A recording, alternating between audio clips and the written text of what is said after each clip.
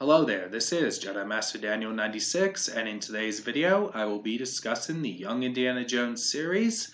And how I'll do this review slash discussion is I'll be talking about key aspects from the show and then some certain things from it too, and then my thoughts towards the end. So it won't be an episode by episode review type of review, so that's just to clear things up there.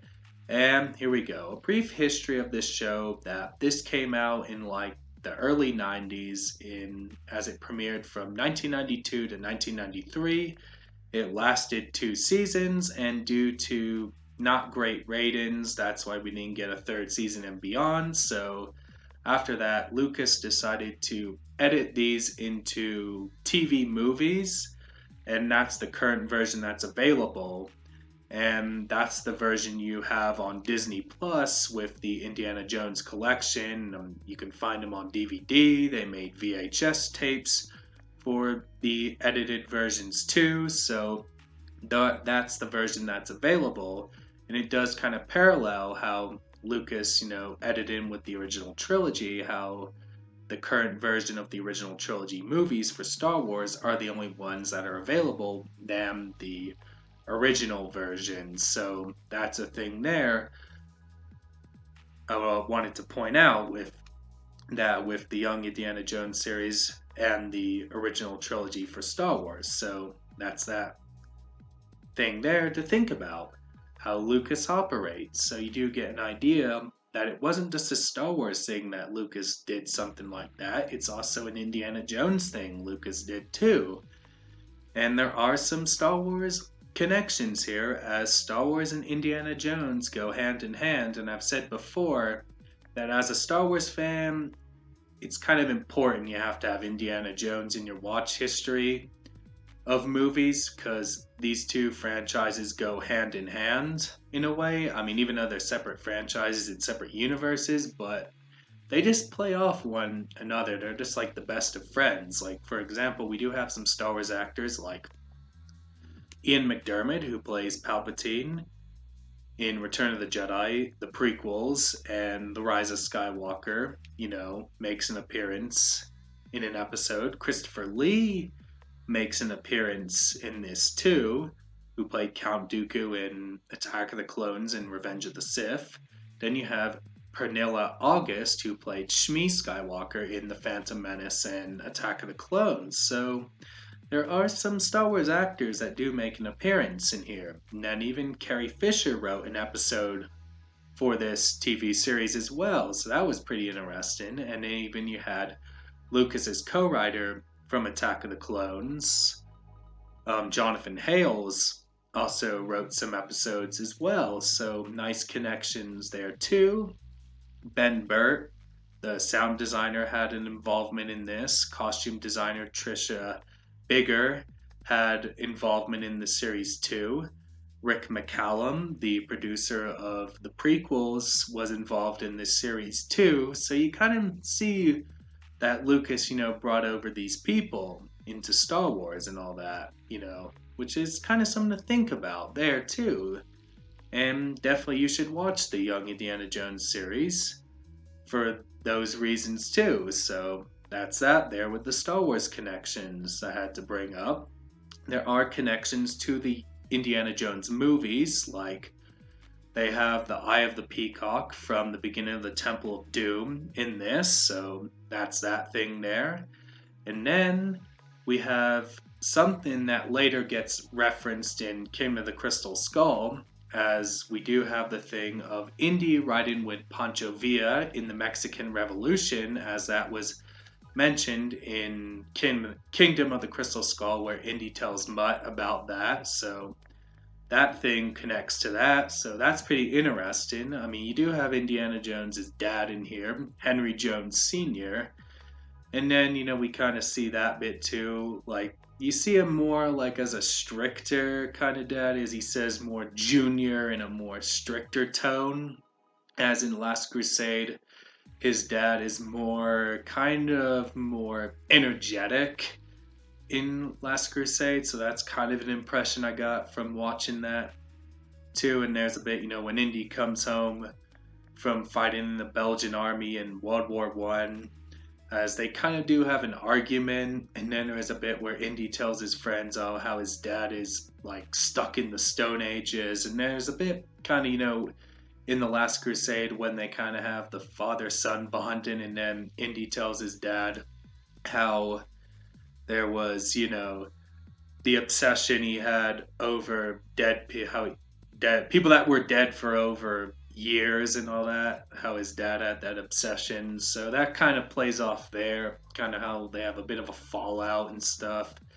In the kid episodes, we are introduced to Indy's mom as well and all that, and we learn the fact that Indy was born in 1899 in Princeton, New Jersey. And then we do have the dog in the series as well, the dog Indiana. And then he also talks about how he names himself after his dog Indiana because Indy's real name is Henry, but he prefers going by Indiana because of his dog. And fun fact, George Lucas had a dog named Indiana, so you kind of get something there too. So that's kind of something to think about too on all that. So that's that.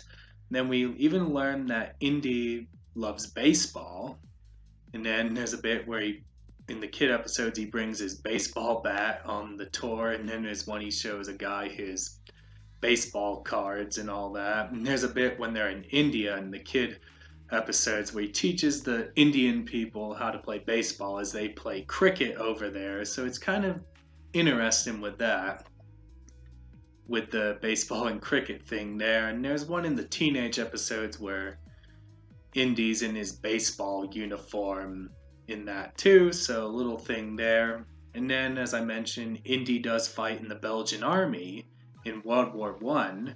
So, I mean, that was kind of an interesting thing to learn about too. He went in the Belgian army. And it's kind of something to put into perspective, like as in Dial of Destiny, his son Mutt Williams enlisted, and then how he says he would stop his son from enlisting. So maybe there was a lecture Indy tried to make to Mutt about the things of joining the military. So would be something to think about if Indy did have that lecture to his son about enlisting, like telling him his experiences in the Belgian army. So I mean, that's a speculation. You never know. I mean, it pretty much is a sure thing. So there. And then I really did love the dynamic between Indy and Remy when they were in the Belgian army. I thought they were a fun duo in there too. And then once you get to like the Sean Patrick Flannery episodes, like Indy has almost like a different love interest in certain episodes, and then it doesn't go well because I mean, even though like Marion is his end game, so that's that bit there. I mean, so he does have a different love interest, and then it doesn't end on a good result. So that was something there, but because putting things in all the full picture, because as I said, he'll end up with Marion and all that, which Marion doesn't make an appearance in here. So I mean, I think if this show got like a third season and beyond, we would have saw how Indy and Marion met. And you don't even have Sala in this series as well as that. I'm sure if this show continued, we would have learned how Indy met Sala as well. So, I mean, that bit's there too.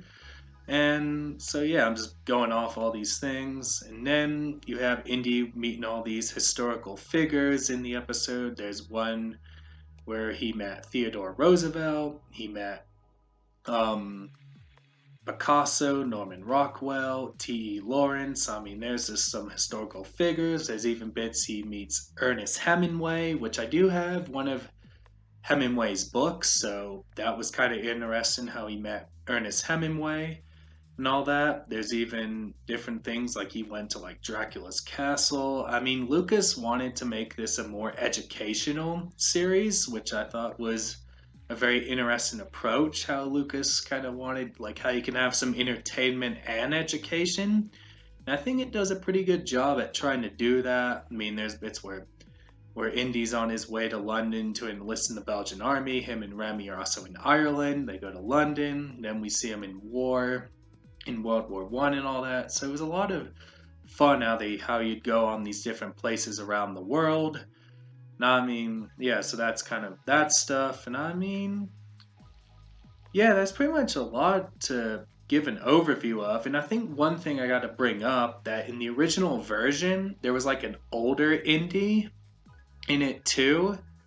So that was cut out from the current version, so that's a bit there, but if you're wondering about that, I think they treat the older indie episodes with the George Hall indie episodes as non-canon, as the Corey Carrier, the Sean Patrick Flannery, and the Harrison Ford cameo, those are canon to the movies, so that's that. And then the Harrison Ford cameo takes 7 years before Kingdom of the Crystal Skull, so you can go there, and that's with the Mystery of the Blues. So we do get a glimpse of Indy's time at the University of Chicago as well.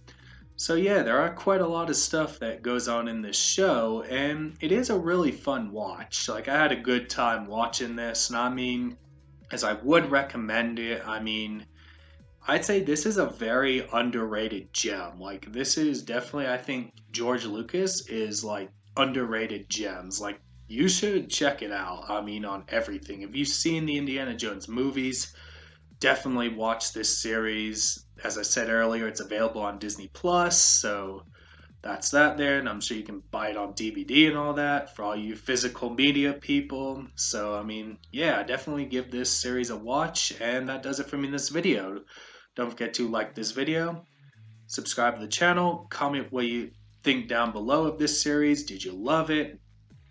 Did you not love it? Were you indifferent? Let me know all that down below. Share this video. Let's get to 600 subscribers. And have a good day. And you can also follow me on Twitter, DanRS87, Instagram, JMD96_YT, Facebook, JediMasterDaniel96, and also follow me on BlueSky, JediMasterDaniel96. Bye.